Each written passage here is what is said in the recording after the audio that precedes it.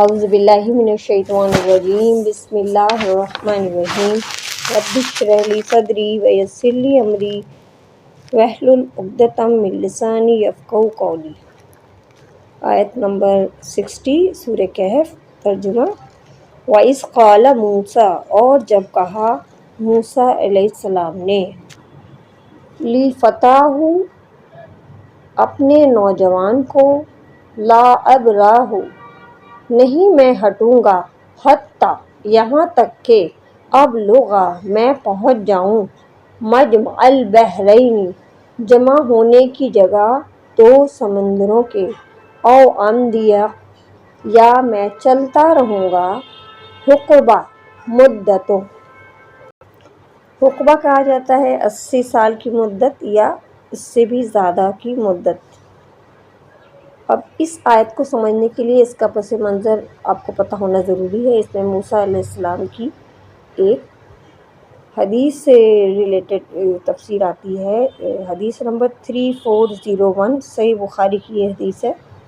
حضرت ابی ابن کعب رضی اللہ عنہ نے نبی کریم صلی اللہ علیہ وسلم سے روایت کرتے ہوئے ہم سے بیان کیا کہ موسیٰ علیہ السلام بنی اسرائیل کو کھڑے ہو کر خطاب فرما رہے تھے کہ ان سے پوچھا گیا، کون سا شخص سب سے زیادہ علم والا ہے؟ انہوں نے فرمایا کہ میں۔ اس پر اللہ تعالیٰ نے ان پر عطاب فرمایا، کیونکہ انہوں نے علم کی نسبت اللہ تعالیٰ کی طرف نہیں کی۔ اللہ تعالیٰ نے ان سے فرمایا کہ کیوں نہیں میرا ایک بندہ ہے جو جہاں پہ دو دریا آ کر ملتے ہیں وہاں رہتا ہے اور تم سے زیادہ علم والا ہے۔ کیونکہ اللہ تعالیٰ کو یہ بات پسند نہیں آئی موسیٰ علیہ السلام کی کہ انہوں نے علم کی نسبت اللہ تعالیٰ کی طرف نہیں کی، تو اللہ تعالیٰ نے فرمایا کہ ایک بندہ ہے۔ انہوں نے عرض کیا، اے رب العالمین، میں ان سے کس طرح مل سکوں گا؟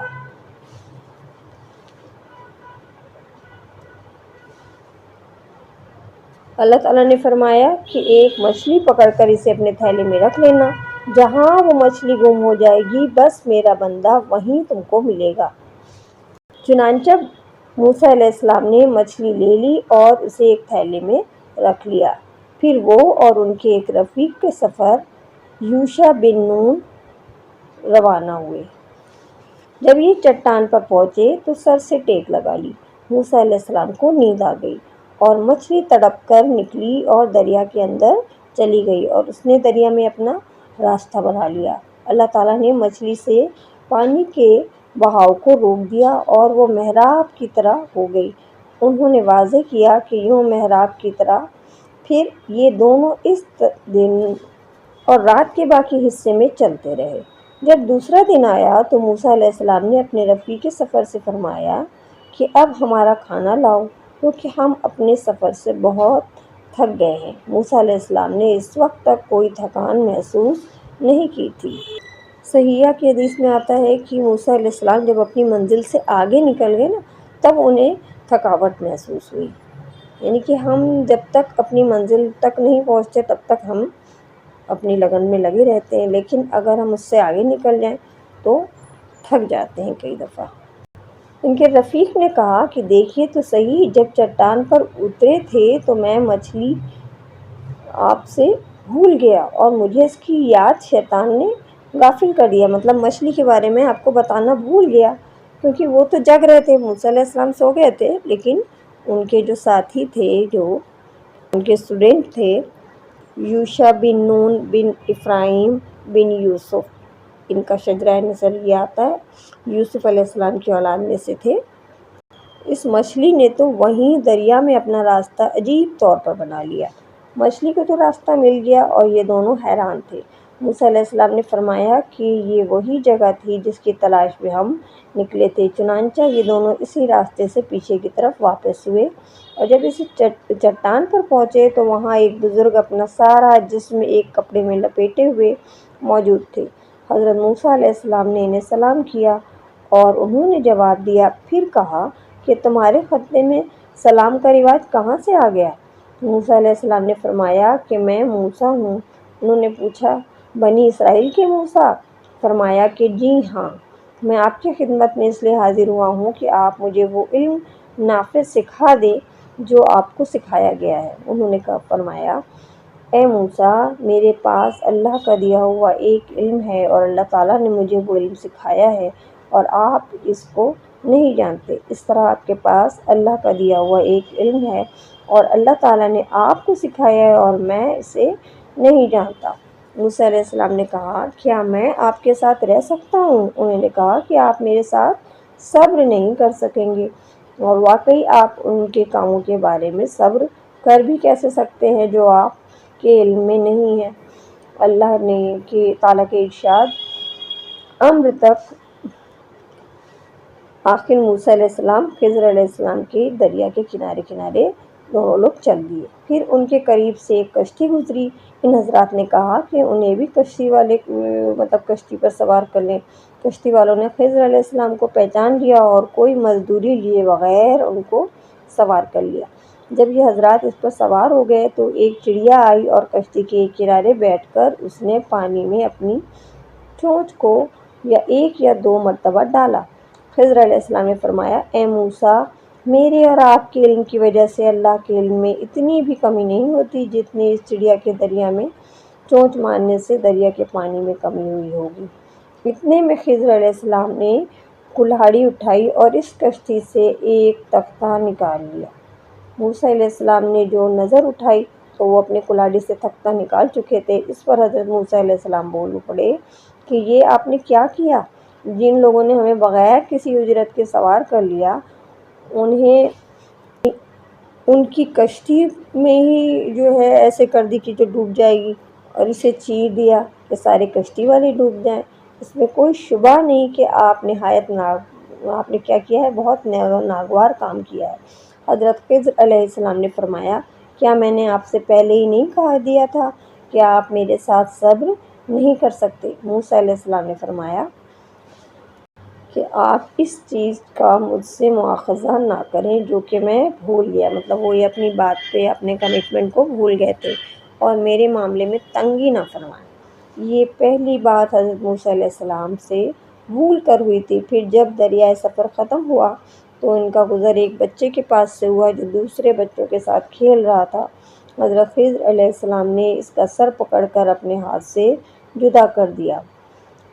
سفیان اپنے ہاتھ سے جدا کرتے ہوئے کی کیفیت بیان کرتے ہیں کہ جیسے کوئی چیز توڑ رہے ہوں۔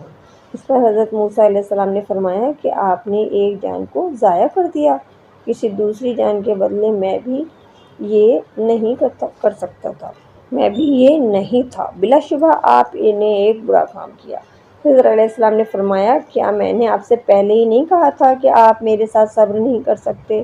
حضرت موسیٰ علیہ السلام نے کہا، اچھا، اس کے بعد اگر میں نے آپ سے کوئی بات پوچھی تو پھر آپ مجھے ساتھ نہ لے چلیے گا، بے شک آپ میرے بارے میں حد عذر کو پہنچ چکے ہیں۔ پھر یہ دونوں آگے بڑھے اور جب ایک بستی میں پہنچے تو بستی والوں سے کہا کہ انہیں وہ اپنا مہمان بنا لیں، لیکن انہوں نے انکار کر دیا، یعنی انہوں نے کچھ بھی انہیں کھانا پینا نہیں دیا۔ پھر اس بستی میں انہیں ایک دیوار دکھائی دی جو بس گرنے ہی والی تھی۔ خضر علیہ السلام نے اپنے ہاتھ سے یوں اشارہ کیا، مطلب اس دیوار کو گرنے سے بچا لیا اور اسے ٹھیک کر دیا۔ حضرت موسیٰ علیہ السلام نے کہا کہ یہ لوگ تو ایسے تھے کہ ہم ان کے یہاں آئے اور انہوں نے ہماری میزبانی سے بھی انکار کر دیا، پھر ان کی دیوار آپ نے کیوں ٹھیک کر دی ہے؟ اگر آپ چاہتے تو اس کی اجرت ان سے لے سکتے تھے۔ حضرت خضر علیہ السلام نے فرمایا کہ بس یہاں سے میرا اور آپ کے درمیان جدائی ہو گئی۔ جن باتوں پر آپ صبر نہیں کر سکتے تھے ان کی تعویل اور توحید اب واضح کر دوں گا۔ تو اس کے بعد انہوں نے ان تینوں باتوں کی تعویل یا ریزن بتا دیا انہیں۔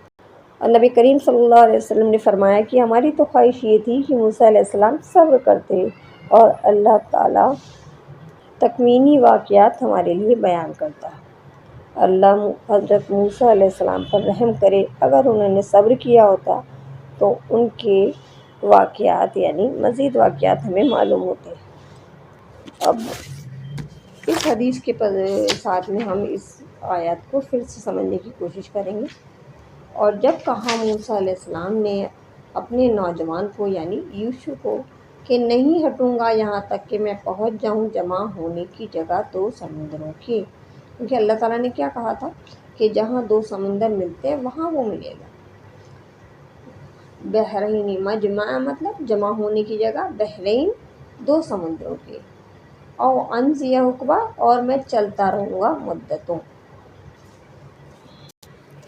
کیا فرمایا؟ لا ابراہ نہیں میں ہٹوں گا، حالانکہ وہ پیغمبر تھے اور بہت علم دیا تھا اللہ تعالیٰ نے، لیکن اللہ تعالیٰ نے جب ایک دفعہ ان کے اوپر واضح کیا کہ تم سے زیادہ علم زمین پہ کسی اور کو ہے، تو موسیٰ علیہ السلام نے فوراً اللہ تعالیٰ سے ان کا پتہ پوچھا اور کہ کس طرح میں ان سے علم لے سکتا ہوں، اور اس کے لیے اتنا سفر کیا کہ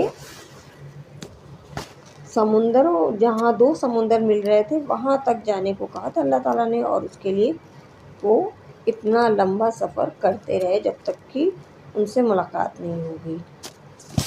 تو یہ جو سفر کا جو سنت ہے یا کسی علم کو حاصل کرنے کے لیے، خاص کر دین کے علم کو حاصل کرنے کے لیے، اس سنت کو پیغمبروں کے بعد صحابہ اکرام نے، تابعین نے، پھر تبع تابعین نے اس سنت کو زندہ رکھا ہے، اور اس ایک ایک حدیث کے لیے بعض دفعہ مہینوں کی مسافت صحابہ اکرام نے کی ہے۔ تو علم کی جستجو ہونا اس درجہ کہ اس کے لیے اپنے آرام، اپنے گھر کو چھوڑ کے سفر کرنا اور علم حاصل کرنا، یہ اس سنت سے ثابت ہے۔ اور آج ہم بہت امپریس ہوتے ہیں، سائنٹسٹ لوگ کتنا ریسرچ کر رہے ہیں، یہ کر رہے ہیں اور علم میں اتنا آگے بڑھ رہے ہیں، لیکن یہ سنت طریقہ ہے، اور اس کو پیارے نبی صلی اللہ علیہ وسلم کے صحابہ اکرام اور اس کے بعد آنے والے تابعین اور ان کے بعد آنے والے تبع تابعین نے اس سنت کو بہت اچھے سے زندہ رکھا۔ اور موسیٰ علیہ السلام کا قصہ تو ہم پڑھ ہی رہے ہیں کہ ان کو نہیں پتہ تھا کہ وہ کون سی جگہ ہوگی، لیکن اللہ تعالیٰ کی نشاندہی پہ وہ چلتے ہی رہے، اور عزم دیکھیے ان کا، میں ہٹوں گا نہیں، مطلب کہہ رہے ہیں کہ میں کسی بھی حالت میں ٹلنے والا نہیں ہوں جب تک کہ میں اس جگہ پہ نہ پہنچ جاؤں جہاں اللہ تعالیٰ نے مجھے کہا ہے۔ تو اس آیت سے ہمیں کیا سبق ملتا ہے؟ اول تو یہ کہ ہمیں اپنے علم پہ کبھی بھی غرور نہیں کرنا چاہیے۔